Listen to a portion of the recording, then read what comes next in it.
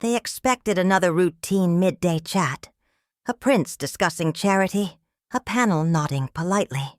But the moment Prince Harry stepped onto the view set, the air changed. He wasn't here to charm. He was here to command attention, to make clear exactly who was in the room, and the women across the table weren't about to let him glide through unchallenged. The studio buzzed, a tangible energy that made the audience lean forward in their seats, coffee cups clutched tightly. The stage manager counted down from 5. Behind the desk, Whoopi Goldberg shuffled her notes. Joy Behar adjusted her glasses, while Sharon Osbourne tapped her manicured nail against her mug, eyes flicking toward the entrance. From the side, Harry appeared. The applause sign lit up, though the crowd needed no cue. Cheers erupted spontaneously.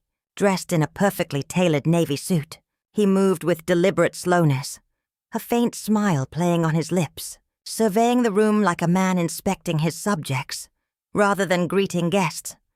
"Harry, welcome to the view," Whoopi began warmly, extending her hand. "Thank you," he said, smooth yet precise, a subtle undercurrent of impatience in his tone. "It's good to be here, speaking with people who care about the world beyond their own bubble." His compliment landed like a dart. Sharon's head tilted. Joy glanced at Whoopi, who gave the tiniest shrug. The cameras captured every second. The opening questions were softballs, ones any publicist would love. Harry spoke of his foundation's latest work for wounded veterans, listing figures, sharing poignant stories. Yet even these moments carried a subtle note of superiority, each answer a miniature lecture, as if he alone grasped the meaning of sacrifice. Joy leaned forward. "How do you balance this work with family life? It must pull you in so many directions." Harry smiled, a smile heavy with subtext. "Discipline," he replied. "You either manage it or you don't. I suppose I'm used to pressure." Joy arched an eyebrow. "And you don't think we know anything about pressure?" "Not on the scale I'm talking about," he answered instantly. The audience rippled with laughter and murmurs. Sharon's nails tapped faster on her mug. Whoopi tried to smooth things over. "Different kinds of pressure, I guess." "Perhaps," Harry said, leaning back. "But let's not pretend they're equal." It was the first crack in the polished surface. Sharon leaned in. "Sounds like life in the palace was tough then. Must have been dreadful." Her tone was light, but the steel beneath was clear. Harry turned to her. "It's not about the palace, Sharon. It's about duty, something I don't expect everyone here to understand." The audience collectively gasped. Whoopi blinked. "Is that right?" Sharon pressed.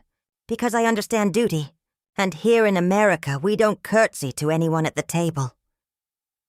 Harry's smile was small, amused. "Ah, the famous American frankness, though often wrapped in ego." "Better than wrapped in entitlement," Sharon shot back. The tension thickened. Joy weighed stepping in. "Let's get back to the Veterans Gala," she suggested. "We will," Harry said smoothly. "But perhaps we should clear the air. I'm sensing a certain hostility." Sharon laughed. Short, sharp. "No hostility, Harry. Just an observation. You've been here 10 minutes and already sound like the only adult in the room. I'm starting to wonder if you even believe that." Harry's expression didn't flicker. "I don't believe it. I know it." The audience reacted again, louder this time. Whoopi raised a hand. "Okay, let's not—" Harry cut her off, calm but clipped. "If we're going to have an honest discussion, let's not dress barbed questions as innocent ones." Sharon's gaze held steady. "And if we're going to have a guest on this show, let's make sure he knows this isn't Buckingham Palace. You're not owed deference here." "Deference?" Harry echoed with a faint chuckle. "I wouldn't expect it. Respect would be nice, though." "And that works both ways," Sharon shot back. For a moment, neither looked away. The room seemed to lean in, waiting. Whoopi interjected, voice light but firm. "Let's take a breath. Harry, the gala!" Harry turned toward her, a small measured smile returning. He didn't look at Sharon, but everyone knew whom the words were meant for. Sharon sipped from her mug slowly, eyes locked on him. The camera operator framed them in a tight shot. Neither blinked. Neither broke. It was supposed to be a warm welcome. It had already become a cold war. The stage manager's fingers scissored. 2 minutes to break. Whoopi caught the cue, found the right camera, and smoothly brought the show back on track. "We're back with Prince Harry," she said evenly. "Talking service, family, and what it takes to build something that lasts." "I'd love to," Harry replied. "Smooth as lacquer, if we can keep the noise to a minimum." He didn't glance at Sharon. He didn't need to. Joy forced a strained laugh. "All right, let's keep it constructive, Harry. About the gala." "Constructive?" Harry repeated, turning to her with a winter-clear gaze. "Yes, that would be new. For this table?" Joy blinked. He let the words hang. "Look, I respect the platform. But let's not pretend I'm here to be cross-examined by people who skimmed the briefing on the way to makeup." A ripple of murmurs ran through the audience. Joy's jaw worked, then set. "I read your entire brief and your book, twice, and I'm allergic to loaded questions." Harry smiled glass-like. "Ask what you actually mean." The audience murmured again, a rising tide of anticipation. Whoopi leaned in, voice gentle but edged. "Okay, plainly. When people hear you speak about breaking cycles, they see the deals, the cameras, the constant storytelling. Some hear healing, others hear monetizing. What do you call it? Necessary," Harry said without pause. "When an institution ignores pain, you put it on the record yourself." Sharon tipped her mug toward him. "And when the record becomes the brand?" Harry finally met her eyes. "And when the brand becomes a cudgel, when critics pretend curiosity is civic duty." He folded his hands. "Honesty isn't a cudgel. It's a compass." Sharon's smile was polite. The words were not. "Your compass seems to point wherever the check's clear." Harry breathed, amused. "Ah, there it is. The old chorus. Shut up and be grateful."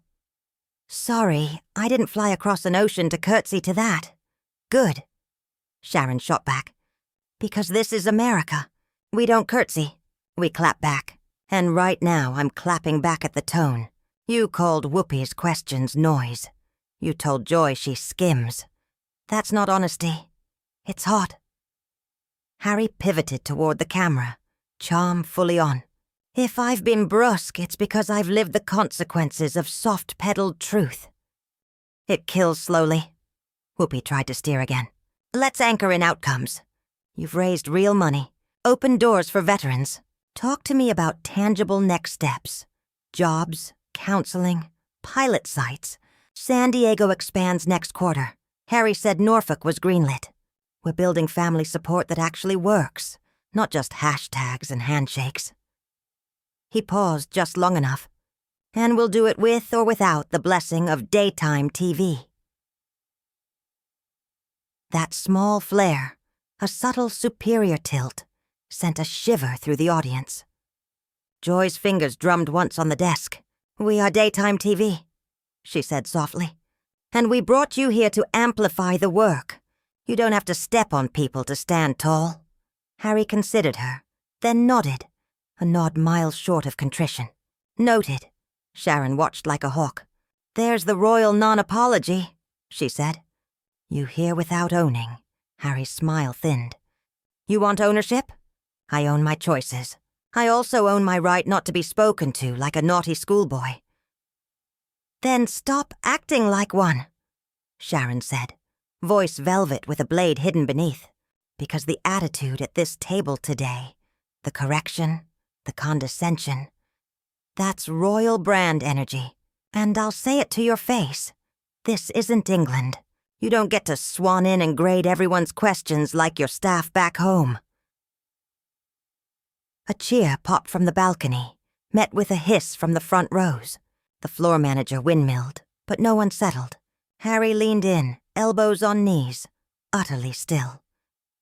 "Let me be frank, in your language," he said. "People like you, people like me." Sharon repeated low. have made a business model of slicing open families and calling it journalism. Yes, Harry said. I chose to tell my story. Your industry chose to hunt it. There's a difference. Sharon's chin lifted slightly. My industry also chooses when to call a guest rude. Consider this that moment. Rude is a soft word, Harry said, voice cooling another degree. What I've weathered is cruelty, and I'm watching its training wheels wobble on this table. Whoopi cut in, firm. We aren't doing cruelty. We're doing accountability. So here's mine. Tone down the sneer. We can hold your story and still ask hard questions. And I can answer, Harry said without pretending the blade was a hug. Joy inhaled, steeling herself. Okay, hard question. If you say you're breaking cycles, why do so many feel like you're repeating one? Public pain for public payoff, Harry replied, eyes sliding to her. Not angry, just tired of disguising it. Because they don't understand. Or they don't want to. He held a beat. Some people here included. Joy flinched slightly. That's unfair. So is most of my life, he said. The chill in his tone gave the audience goosebumps. Sharon set her mug down like a gavel. You know what else is unfair? Taking pot shots at people's families when you lose your footing. Harry didn't blink. Is that your preamble to talking about mine again? It's my warning, Sharon said. Even keep my family out of your mouth. I've taken my lumps on air for decades, owned my mess, but you won't use it as a trampoline. Harry tilted his head. You've certainly jumped on mine. Sharon's voice stayed low. You put yours on a stage and sold tickets. The audience vibrated, a hive deciding whether to swarm. Harry's silence stretched, taut, until it snapped. Fine, he said, each syllable polished, deliberate, unyielding. You want the unvarnished version? Harry asked, eyes steady. You call me entitled and arrogant, because I won't play nice with a table that confuses kindness for weakness. You sneer at my protection of my family, while you've built segments out of yours. Sharon's eyes flashed. You don't get to weaponize my life to excuse your manners. I'm not weaponizing, Harry said. I'm pointing out the hypocrisy. You've spoken for years about your husband's struggles bravely, publicly. You understand pain in public. So spare me the performance of shock that I won't bow to yours. A hush dropped, heavy as lead. Sharon's fingers curled once around her mug. Don't you dare use my family as a shield for your contempt. My husband owned his demons. My children have their journeys. You don't get to smear them to win a segment. I didn't smear, Harry replied. I acknowledged what you made public to make a point you don't like. You built a brand out of endurance. So did I. The difference is, I won't pretend to be grateful for the whip. Joy's voice cut in, quick and pleading. Harry, enough. Keep it on your side of the street. I'm perfectly on my street, he said, smile curling at her. Somehow, it made everything worse. Then lower your voice in our neighborhood, Sharon snapped. Steel under velvet. Your royal diction wrapped around insults isn't nobility. It's just disrespect in a nice suit. Applause cracked across the studio like hail. Harry waited for it to die, then spoke softly, forcing the microphones to lean in. Disrespect, he said, is asking me to excuse the very tactics that nearly broke my family, because they come with a smile and a daytime jingle. Whoopi had had enough. We are going to break. She signaled the stage manager, cutting the air with her hand. Break. The red light died.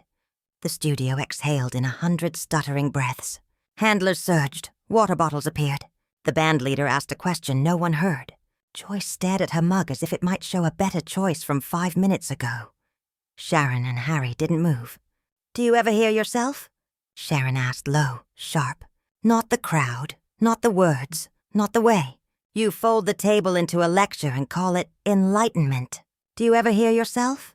Harry returned. Same volume, same precision. You poke the bruise and call it accountability, a producer ghosted up to Whoopi whispered. then retreated. She rubbed her forehead, then her eyes, dragging the headache out the front. "Back in 5, the stage manager mouthed, fingers ticking down. 4, 3. The red light reignited. Whoopi rallied. "We're back. Let's pivot to solutions, please. Harry, concretely, if someone watching at home, a veteran, a spouse, what help is available now?" Harry took the lifeline. "Counseling without a 6-month wait. Real job pipelines. Not resume workshops. Immediate relief funds for families in crisis. Peer networks you can trust. People who've been there."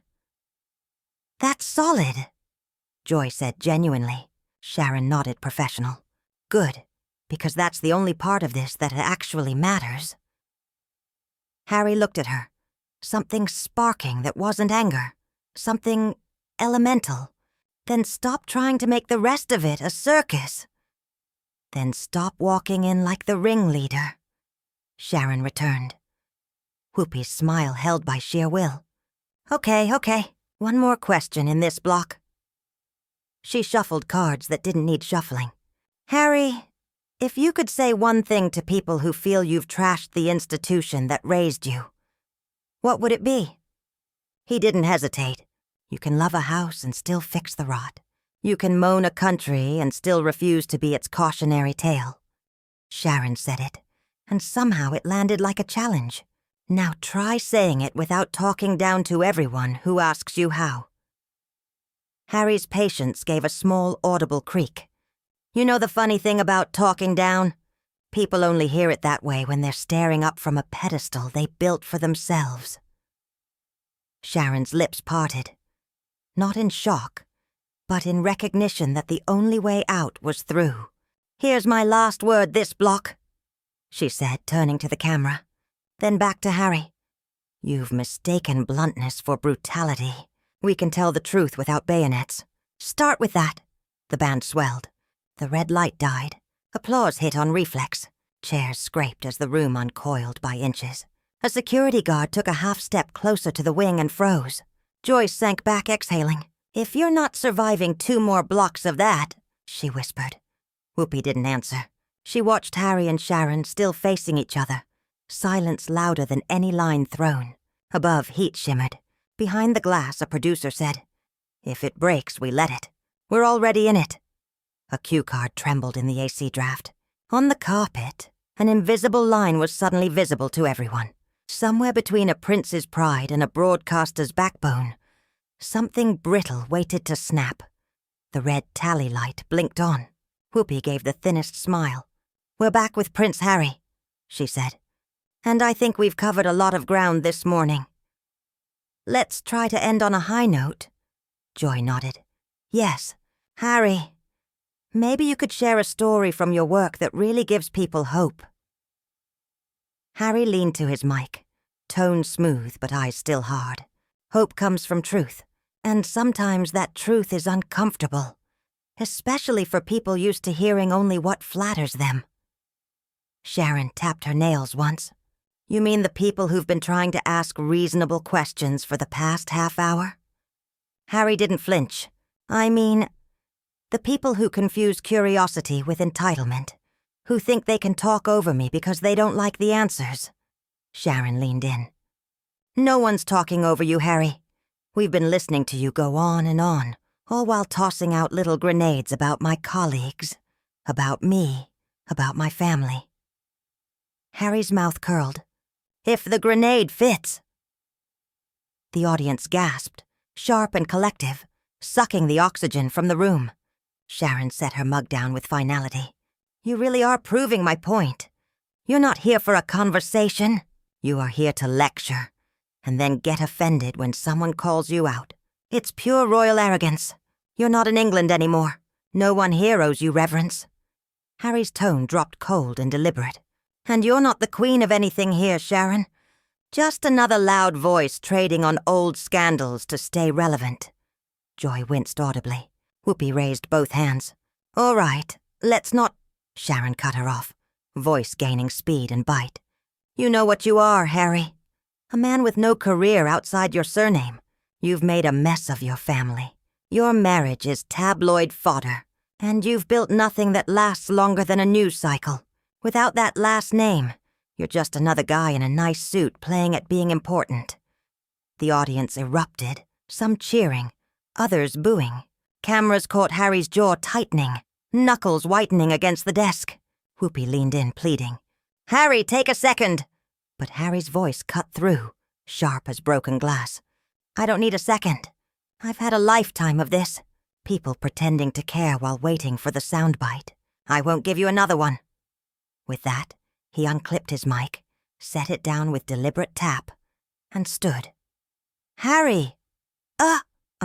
Joy started. "No," he said, moving toward the wing.